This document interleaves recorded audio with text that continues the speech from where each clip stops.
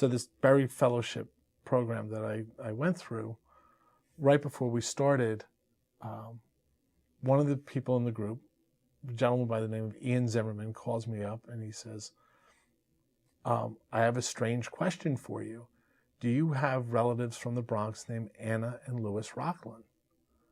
And I said, yes, those were my great-grandparents. He goes, well, you're not going to believe this, but your great-grandparents and my great-grandparents were best friends. And they were best friends from back in, Russia. I said, well, it was the Ukraine.